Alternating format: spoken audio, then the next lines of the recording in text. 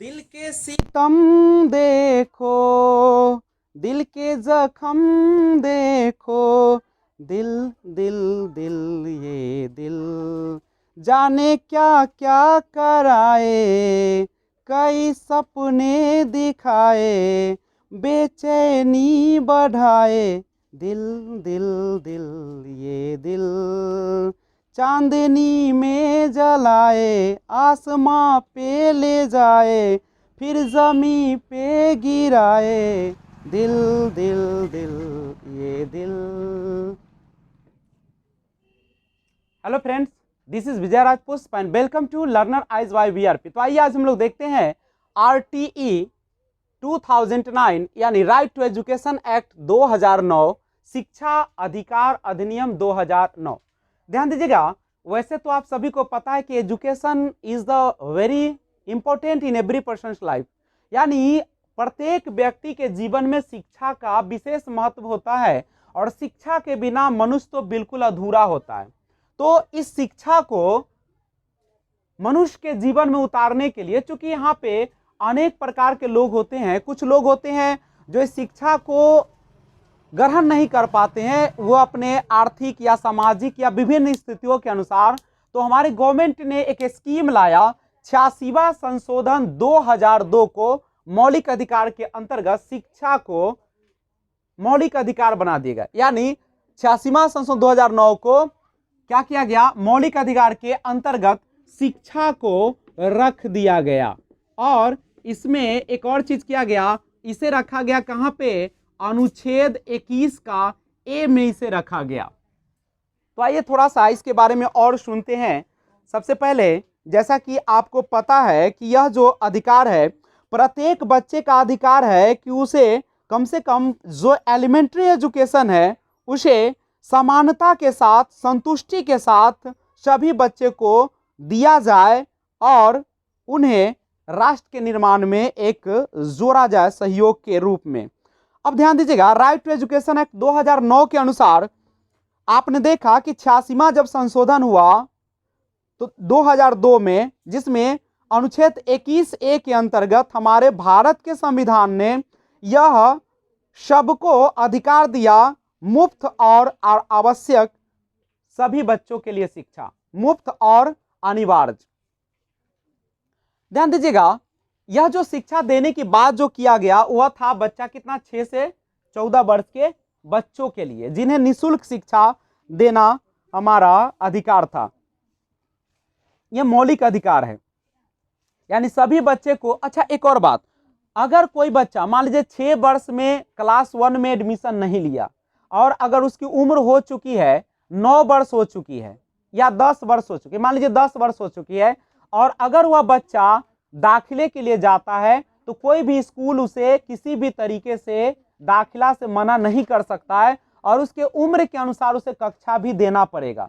जैसे 10 साल का बच्चा है तो अब 5वें वर्ग में उसको दाखिला लेना पड़ेगा, वो भी बिना कागजात के, और किसी भी प्रकार के शुल्क भी नहीं लेना होगा और किसी भी तरह का मनाही नहीं करना पड़ेगा। अब सवाल उठता है कि आखिर जब वह 5वें वर्ग में डायरेक्ट एडमिशन लेगा, दाखिला लेगा, तो उसे हम कैसे क्लास 4 तक का जो शिक्षा अधूरी रह गई उसको पूरा करेंगे।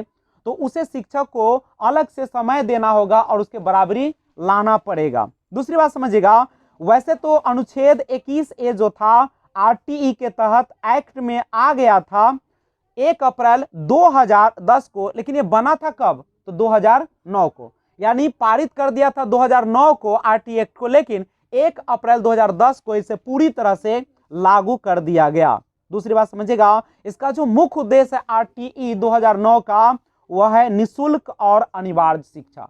सभी को निःशुल्क और अनिवार्य शिक्षा, यह सरकारी स्कूल में तो है ही, लेकिन जो प्राइवेट स्कूल है उसमें भी व्यवस्था है कि कम से कम 10% वैसे बच्चों को जो कि गरीबी रेखा से नीचे आते हैं या सामाजिक या किसी प्रकार से पिछड़े बच्चे हैं, उनको शामिल करना है और अधिकतम 25% बच्चे को निःशुल्क उसमें पढ़ाना अनिवार्य है।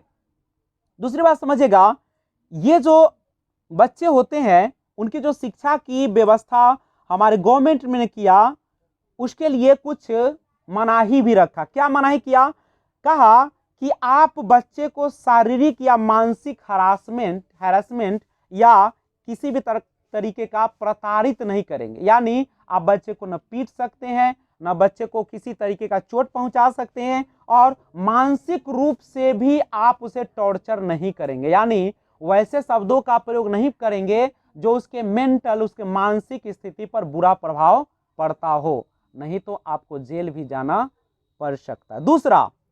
दूसरा था कि आप किसी भी प्रकार के जांच या टेस्ट की व्यवस्था नहीं करेंगे दाखिला लेने के लिए बच्चे को।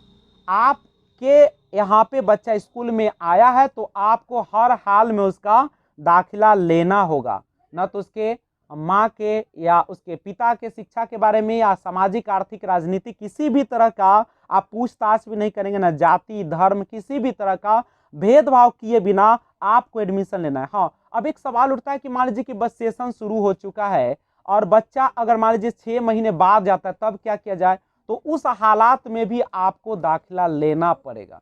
यानी बच्चा जब जाता है स्कूल में आपको लेना पड़ेगा। दूसरी बात, किसी भी प्रकार का आपको आर्थिक फीस नहीं लेना होगा। दूसरी बात, वो शिक्षक जो होंगे उनको प्राइवेट ट्यूशन भी फी लेकर या ऐसे भी नहीं देना है।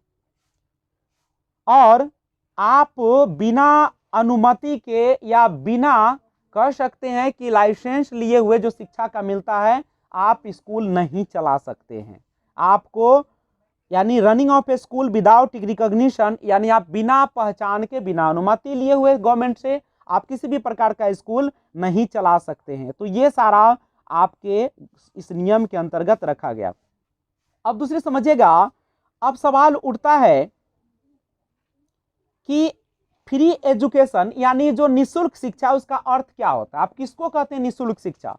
तो निःशुल्क शिक्षा का अर्थ होता है कि किसी भी बच्चे को आप स्कूल में दाखिला ले लेंगे बिना किसी प्रकार के उसे फीस लिए हुए, चाहे वह ट्यूशन फी हो, चाहे वह उसके यूनिफॉर्म बुक्स के लिए या स्टडी मटेरियल के लिए, आप किसी भी तरीके का फी नहीं लेंगे। दूसरी बात समझिएगा, शिक्षा जो देना है वह बिल्कुल तनाव फ्री देना है, और बच्चे के अंदर न तो डर उत्पन्न कराना है और न उसको किसी प्रकार का दबाव देना है।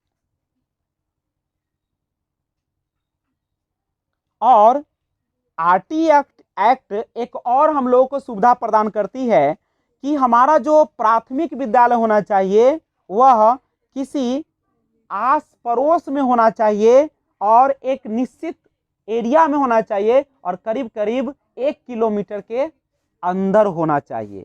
इन सब नियमों को वह कहता है। अब एक बात समझिएगा, यह जो आपका नियम है आरटीई एक्ट का, आप जैसा कि जानते हैं कि पूरे भारत में 1 अप्रैल 2010 को तो लागू कर दिया गया, लेकिन जम्मू और कश्मीर राज्य को छोड़कर।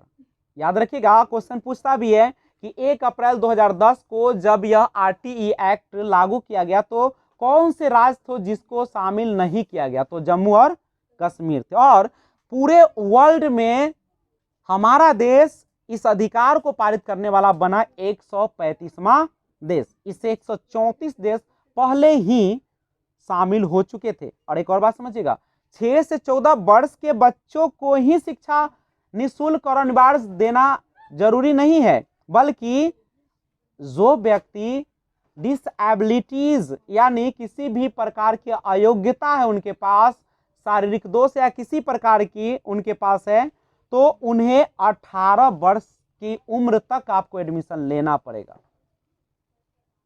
और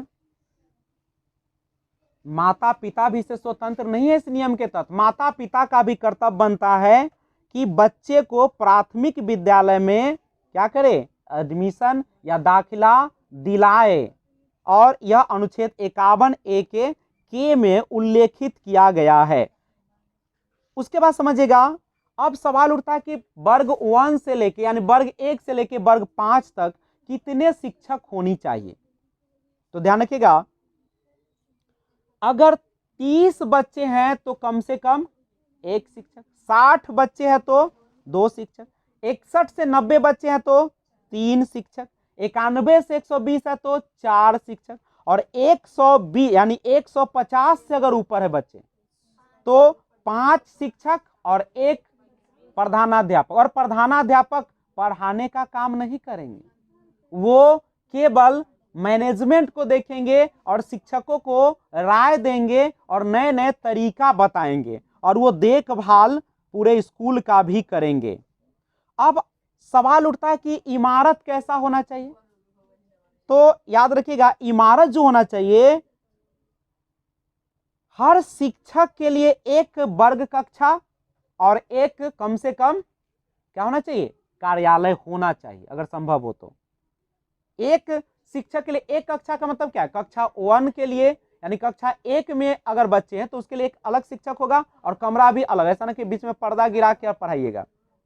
उसके बाद लड़के और लड़के के लिए अलग अलग शौचालय की व्यवस्था होगा, और एक रसोई घर होगा जहां पे मिड डे मील को तैयार किया जा सके, एक खेल का भी मैदान होगा, और सुरक्षित और पर्याप्त पानी पीने की भी व्यवस्था, ऐसा ना कि गंदा बना दे। मैंने पिछला वीडियो डाला है एक गवर्नमेंट स्कूल पर, देखिएगा, प्राथमिक विद्यालय बसंतपुर पर, और उससे पहले भी मैंने डाला है उत्क्रमित विद्यालय जो है सृजित नवसृजित विद्यालय माधोपुर, उसमें भी डाला है कि वहाँ पे जब हमने देखा तो वहाँ पे जो चापाकल था उसके नीचे बहुत सारी गंदगी थी, तो बच्चे वहाँ पे जब पानी पिएंगे तो वहाँ पे बीमार पड़ेंगे, और सरकार की जो योजनाएं वह विफल हो रही। वहाँ मैंने बना दिया, उस वीडियो को देख लीजिएगा कि क्या सुविधाएं हैं। मैंने एक एक कोटेशन को भी दिखाया कि स्कूल में कौन सा कोटेशन है, और हालात तो बसंतपुर स्कूल का और भी बेकार है। वहाँ पे जो नियम बताए गए हैं उसमें आप देख सकते हैं कि नीचे लिखा हुआ भी नहीं दिखाई देता, तो वह भी वीडियो जाके देख लीजिएगा, मैंने पिक्चर के साथ डाला है। तो आइए आगे देखिए। उसके बाद जो कम से कम जो होना चाहिए दिन होना चाहिए कार्य का, वह कितना होना चाहिए, तो कम से कम पहला से लेके 5वां जो वर्ग है वहां पे 200 कम से कम कार्य दिवस होना चाहिए, कम से कम 200। और आप देख सकते हैं 6ठा से 8वां जो वर्ग है उसमें कम से कम 220 दिन कार्य दिवस होना चाहिए, यानी 1 से 5 तक 200 और 6 से 8 तक कितना होना चाहिए, 220 घंटे होना चाहिए। अब एक और सवाल उठता है कि आपका जो निर्देशन समय होना चाहिए वो कैसा होना चाहिए। तो कहता है कि एक जो होता है सेशन प्रति वर्ष पहला से 5वां, उसमें कम से कम 800 घंटे कार्य होना चाहिए, और एक 6ठा से 8वां में कम से कम 1000 घंटे होना चाहिए। और अगला बात करें तो ध्यान दीजिएगा, एक सप्ताह में शिक्षक के लिए कितने कार्य घंटे होने चाहिए, तो कम से कम 45 घंटे होना चाहिए, जिसमें उसके तैयारी के समय को भी शामिल कर दिया जाए। उसके बाद समझिएगा, पुस्तकालय के बारे में जानते हैं थोड़ा सा। प्रत्येक स्कूल में कम से कम एक पुस्तकालय होना चाहिए जिसमें समाचार पत्र, उसके बाद मैगजीन्स, स्टोरी के कहानी किताबें होनी चाहिए, स्टोरी बुक्स होनी चाहिए, और खेल के, स्पोर्ट्स के, गेम्स के और खेलने के जो सामग्री है वह भी होना चाहिए, और प्रत्येक वर्ग के लिए उनकी आवश्यकता के अनुसार यह सब होना चाहिए। और आगे एक क्विक रिवीजन हम लोग कर लेते हैं इसका। आप सभी को जैसा कि पता है कि हमारी गवर्नमेंट ने आरटीई एक्ट 2009 के अनुसार कहा कि बिल्कुल निःशुल्क और अनिवार्य शिक्षा दिया जाए, और शिक्षकों का रेशियो आपने देखा 30 पर 1 शिक्षक होना चाहिए, और वर्किंग डे यानी कार्य दिवस 200 से लेकर 220 दिन, पहला से लेकर 5वां 200 और 6ठा से 8वां में 220 दिन, और सप्ताह में जो कार्य घंटे होना चाहिए 45 घंटे होना चाहिए, और जो स्कूल होना चाहिए प्राथमिक स्कूल 1 किलोमीटर के अंदर, और मिडिल स्कूल जो होना चाहिए कम से कम 3 किलोमीटर के अंदर, और अगर नहीं है तो फिर आने जाने के आवागमन के साधन होने चाहिए, या हॉस्टल की व्यवस्था होनी चाहिए और किसी भी प्रकार का दाखिला लेने से आपको मना नहीं करना है।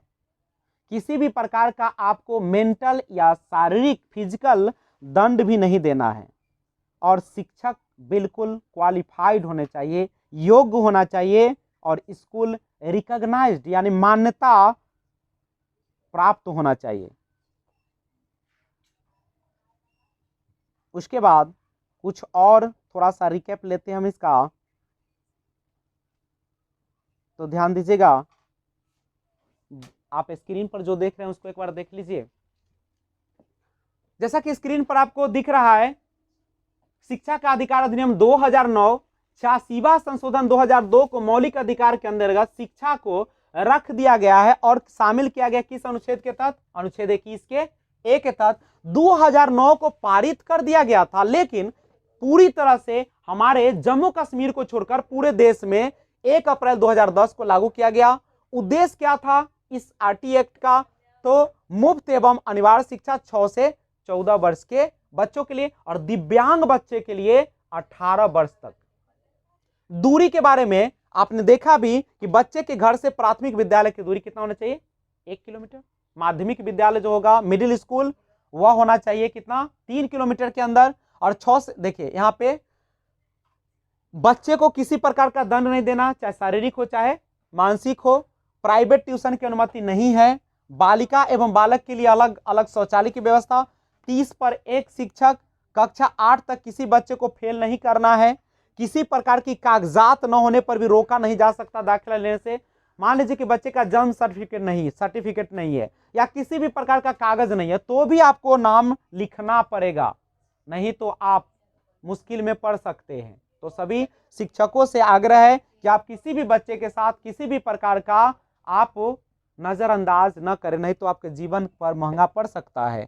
और नाम दाखिला होने के बाद भी अगर बच्चे वो कागज नहीं ला पाता तो भी आपको किसी भी प्रकार की प्रताड़ना नहीं देना है। और शिकायत भी अगर इन सारी चीज का उपलब्ध नहीं हो पाता है तो विभिन्न, जो मैंने पिछला वीडियो डाला है उसमें देख लीजिएगा, सारा नियम मैंने स्क्रीन बोर्ड पे जो था उसको देख लीजिएगा। क्या था, आप शिकायत किनको किनको करेंगे मैंने वो डिटेल दे दिया वहां पे। तो अगर ये सुविधा नहीं देते हैं कोई शिक्षक तो तुरंत आप शिक्षा डीईओ है चाहे बीईओ है, बहुत सारे हैं, तो उन सबको आप कंप्लेन कर सकते, तुरंत सुनवाई होगी। और यह अधिकार पारित करने वाला 135वां देश हमारा बन गया है। तो बहुत इंपॉर्टेंट है, सभी व्यक्तियों को आरटीई एक्ट 2009 जरूर जानना चाहिए। और अगर आपके बच्चे के साथ किसी भी प्रकार की अनदेखी की जाती है तो आप तुरंत शिकायत करें, क्योंकि हल्का सा गलती आपके बच्चे के जीवन को नष्ट कर सकता है, बर्बाद कर सकता है। केवल आपके बच्चे की नहीं बल्कि ये समाज का, ये राष्ट्र का जो एक भावी कह सकते कि भविष्य था वह बर्बाद हो सकता है। तो आप इसे ध्यान दें और अमल में लाए। तो इसी के साथ बेहतरीन क्लास के साथ मैं आपको इस क्लास से विदा लेता हूं और आप जहां भी रहे अपने कम से कम जो आपका अधिकार गवर्नमेंट ने दिया है उसके प्रति सचेत रहे। आप भ्रष्टाचार, घुसखोरी और ये सारे जो तमाम चीज है ना आप उसमें लिप्त हो, ना किसी को होने दे। तो ध्यान रखें, क्योंकि गवर्नमेंट ने, सरकार ने जब आपको विभिन्न अधिकार दिए हैं तो उसको पाना भी आपका एक फर्ज बनता है। तो मिलते हैं एक और बेहतरीन वीडियो के साथ, तब तक आप अपना और अपने परिवार का ख्याल रखिए, क्योंकि जान है तो जहान है। जब आप ही नहीं होंगे तो ये शिक्षा, ये आपका घर द्वार, जो सुविधाएं हैं सब बेकार चली जाएगी। तो मिलते हैं फिर एक और बेहतरीन वीडियो के साथ, तब तक जय हिंद, जय भारत।